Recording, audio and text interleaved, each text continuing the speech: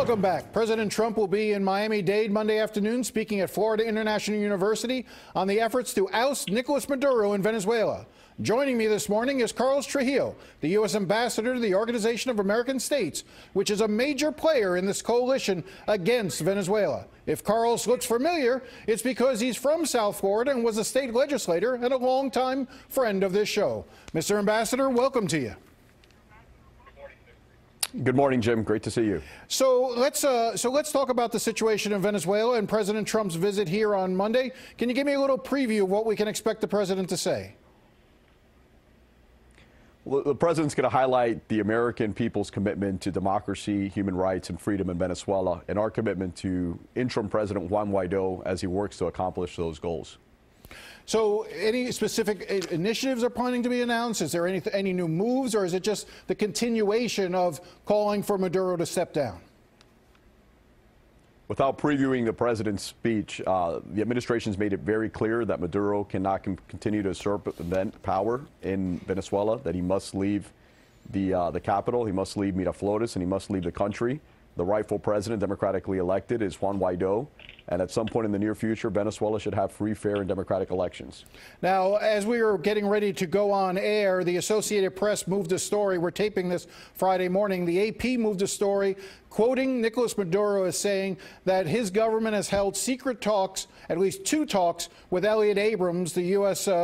Special Envoy for Venezuela. Can you confirm that Venezuelan officials and Elliot Abrams did, in fact, meet in New York over the last month? I haven't been part of or privy to any of those conversations. I think the president's commitment has been clear. I think Ambassador Bolton, the NSC advisor's commitment has been clear. There's no room for democracy to prosper in Venezuela while Nicolas Maduro is present. So Nicolas Maduro needs to leave Venezuela. We need free and fair democratic elections. So let's talk about that. Let's talk about for a second how we see this playing out.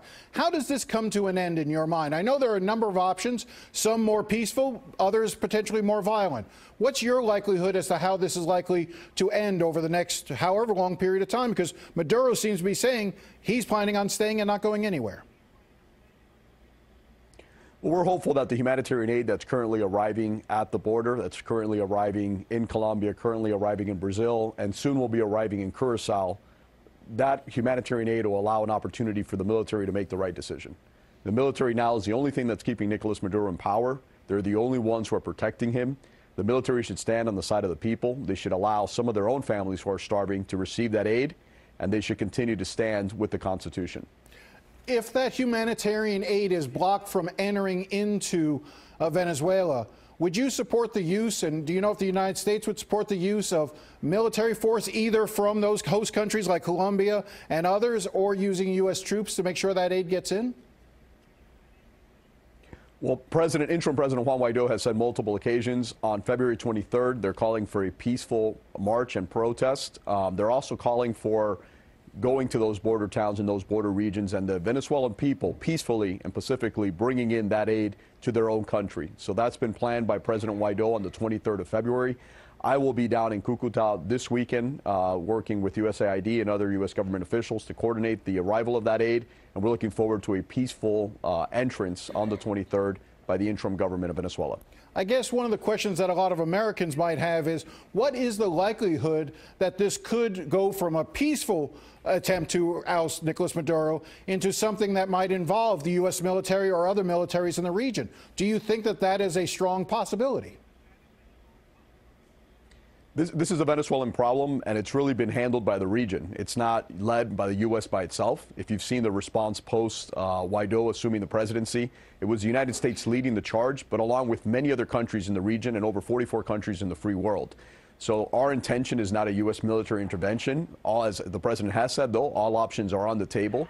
But it's our intention is to continue to work with the region and continue to work with all the countries that are being affected by over the 3 million migrants leaving Venezuela to lead a peaceful transition back to democracy. How much of the military in Venezuela is controlled by Maduro, and how much of it is controlled by the Cuban government? Because the Cuban government obviously has a high number of security services integrated with the Cuban or Venezuelan military. Who's really calling the shots with the Venezuelan military, in your opinion? It's an integrated chain of command. It's Maduro along with his Cuban advisors and Cuban intelligence officers, and there's also many Cuban soldiers and assets that are right now currently housed in Caracas, that are currently housed in Miraflores, who are currently working in the Sabine, which is the intelligence agency of the former Venezuelan government. So it's a combination of those forces coming together. Maybe I should have made this my first question to you. What is your assessment of how bad the situation is currently in Venezuela? It's the largest humanitarian crisis that has ever faced the Western Hemisphere. This is not an act of war. This is not a natural disaster. We've seen over 3.2 to 3.3 million people leave their homes. Inflation will hit 1 million%. Basic humanitarian needs, toilet paper, water, food, and medicine are non-existent. And it's the complete collapse of one of the richest countries in the history of the Western Hemisphere.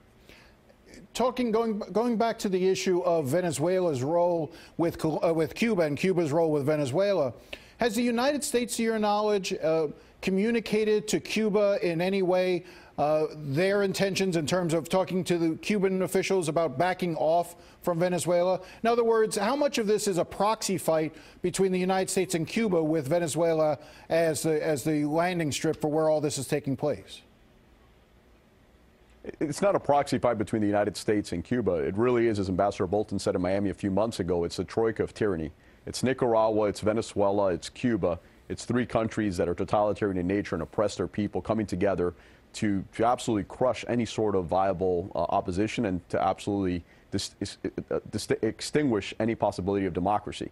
So the United States commitment, it's not we're going after Venezuela to hurt Cuba. As far as private conversations, I think our public statements have said it all. We're considering lifting the sanctions, the waiver on Title III.